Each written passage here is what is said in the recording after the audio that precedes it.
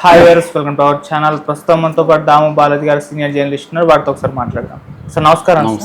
Sir, మన మోనాలిసాలోని ఒక కొత్త యాంగిల్ని చూసి ఇప్పుడు ఆమె ఫాలోవర్స్ షాక్ గురవుతున్నారు సార్. అంటే రౌడీల్ని ఆమె చిత్తు కొడుతున్న ఒక వీడియో వైరల్ అయిపోతుంది. మరి సినిమాకి సంబంధించిన వీడియోనేనా లేకుంటే ఏంటా వీడియో? మరి దానికి సంబంధించి మీరేం చెప్తారు సార్?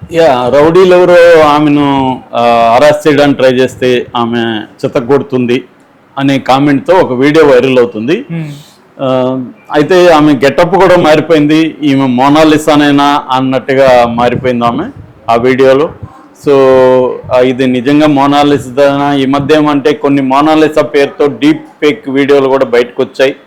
ఆమె రకరకాల మోడర్న్ గెటప్లో చాలా సోకాల్డ్ అశ్లీలంగా ఉన్న వీడియోలు కూడా బయటకు వచ్చాయి. కానీ అవన్నీ నావి కాదని కూడా ఆమె అనింది.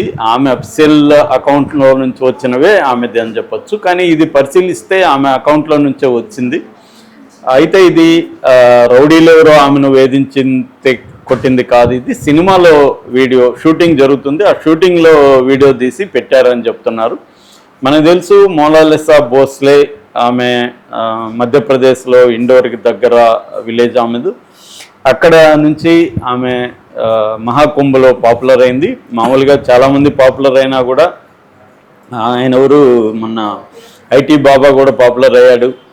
కానీ ఈమెకి మాత్రం ఒక అదృష్టం అయితే పట్టినట్టుగా ఇప్పటివరకు చూస్తే అర్థమవుతుంది. అదేంటంటే సనోజ్ మిశ్రా అనే ఒక హిందీ సినిమాలు థర్డ్ గ్రేడ్ సినిమాలు తీసే డైరెక్టరు ఈమె పాపులారిటీని చూసి తనకి ఛాన్స్ ఇస్తున్నట్టుగా ప్రకటించడంతో పాటు వాళ్ళ ఊరు వెళ్ళి వాళ్ళ పేరెంట్స్తో మాట్లాడి వాళ్ళ బ్రదరు సిస్టర్తో మాట్లాడి ఒక ఒప్పందం కూడా చేసుకున్నాడు. ఆ ఒప్పందం ప్రకారం 21 లక్షలు రెమ్యునరేషన్ ఇచ్చేట్టుగా ఒకటి.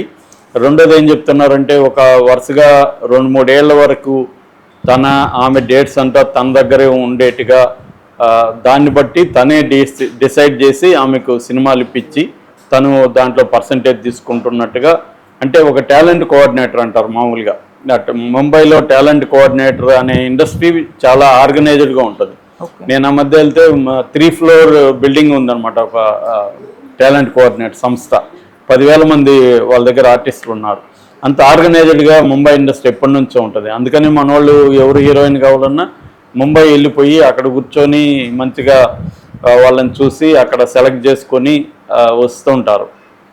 సో ఈవెన్ మన అనుష్క లాంటి వాళ్ళు కూడా ముంబై నుంచి ఇట్లా దిగిన వాళ్ళే, పక్క రాష్ట్రం అయినప్పటికి కూడా. సో అలాగా ఈ అమ్మాయికి సనోజ్ మిశ్రా ఎప్పటి నుంచో ఇండస్ట్రీలో ఉన్నాడు అతను. కాకపోతే అతని బిహేవియర్ మీద అతని సినిమాల రిలీజు కావు అని చెప్పి కూడా విమర్శలు అయితే ఉన్నాయి.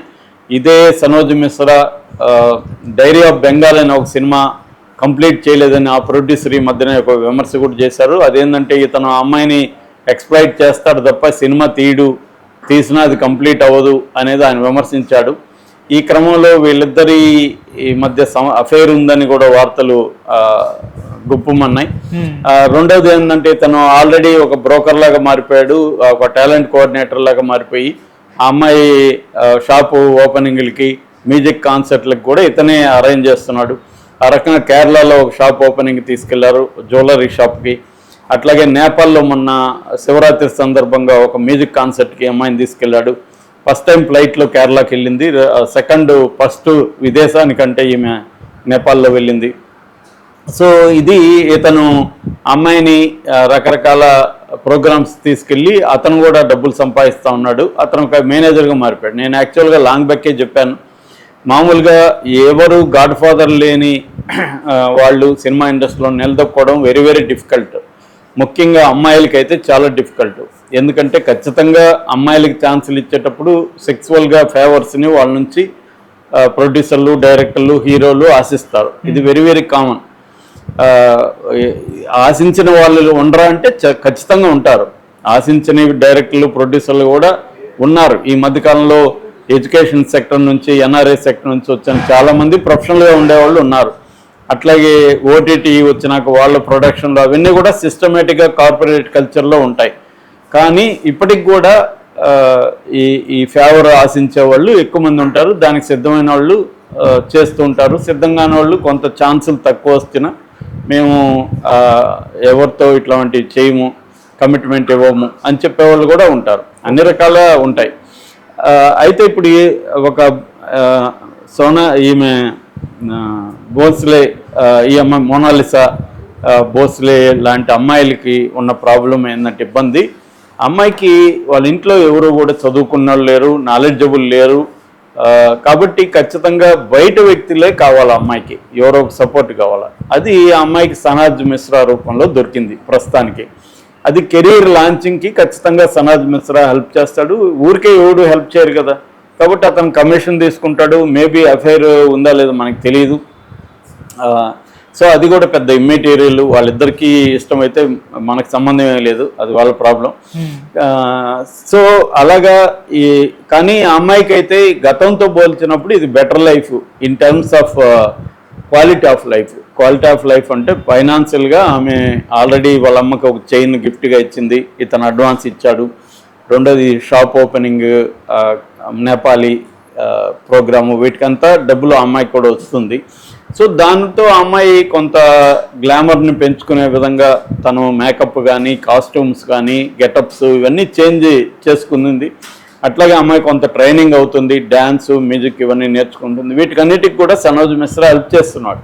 అంటే ఒక రకంగా ఈ అమ్మాయికి గాడ్ ఫాదర్గా ఉన్నాడు. వాళ్ళిద్దరు రిలేషన్షిప్ పక్కన పెడితే ప్రొఫెషనల్గా మనం చూసుకున్నప్పుడు ఇతని వల్ల అమ్మాయికి హెల్ప్ అవుతుంది, అమ్మాయి వల్ల ఇతనికి హెల్ప్ అవుతుంది. దీన్నే విన్ విన్ సిచ్యువేషన్ అంటారు. విన్ విన్ సిచ్యువేషన్ లేకుండా ఎవరు కూడా ఇంకొకరికి ఎందుకు హెల్ప్ చేస్తారు ఇవాళ. కాబట్టి ఇతను హెల్ప్ చేస్తున్నాడు. ఈ క్రమంలో అతని సినిమా కూడా డైరీ ఆఫ్ మణిపూర్ అనే సినిమా, దాంట్లో అమ్మాయి అంటే అది హీరోయిన్ ఓరియంటెడ్ ఫిల్ము. కాబట్టి ఖచ్చితంగా అమ్మాయికి కానీ నిజంగా పర్ఫార్మెన్స్ బెటర్గా ఉండి డ్యాన్సులు, సాంగు ఇవన్నీ ఉంటే ఖచ్చితంగా అమ్మాయికి నెక్స్ట్ ఛాన్సులు వెతుక్కుంటూ వస్తాయి. ఇప్పటి వరకు అయితే అమ్మాయికి కొంచెం డీసెంట్ ఫిల్మ్స్లో ఎవరు కూడా ఆఫర్ అయితే చేయలేదు, ఇతను ఒక్కడే చేశాడు. కాబట్టి ఆ అమ్మాయికి కానీ వాళ్ళ ఫ్యామిలీకి కానీ ఇది బెనిఫిషియల్ తప్ప ఇదేమీ వాళ్ళకి ఇబ్బంది లేదు. కాకపోతే జాగ్రత్తగా అమ్మాయి వెళ్ళాల్సిన అవసరం ఉంది. అంటే ఒక తెలివిగా వ్యవహరించాల్సిన అవసరం ఉంది. గుడ్డిగా ఒకరు నమ్మేసి లేకపోతే ఎమోషనల్, చాలామంది అమ్మాయిలు ఏం చేస్తారంటే ఎవరితో ఒకరితో ఎమోషనల్గా లవ్లో పడిపోయే అవకాశాలు ఉంటాయి. అలాగే పడిపోయినా మనం చాలామంది ఎలా నాశనం అయిపోయారో చూసాము. మన సిల్క్ స్మిత లాంటి వాళ్ళు కూడా చివరికి డ్రగ్స్కి, మందుకి అలవాటు అయిపోయి వాళ్ళు జీవితాలు నాశనం చేసుకున్న ఇది చూసాం మనం.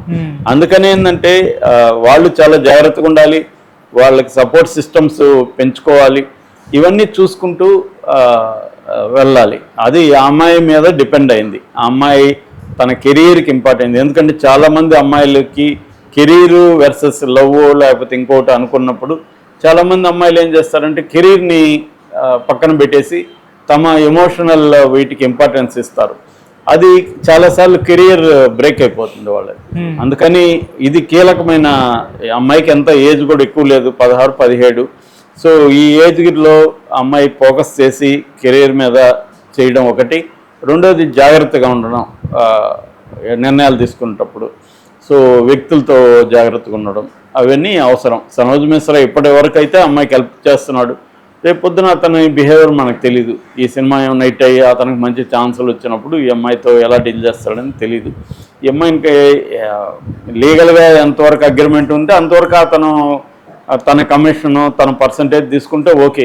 కానీ అదేదో సామెత ఉంటుంది కదా, బంగారు గుడ్డు పెట్టే బాతు మొత్తమే కోసుకుంటే మనకు మొత్తం బంగారు వస్తుందని కోసుకుంటే గుడ్డు కూడా పోతుంది. అలాగా ఇతను వ్యవహరిస్తే ఇబ్బంది అవుతుంది. చూడాలి ఏం జరుగుతుంది అనేది. Okay sir, thank you so much.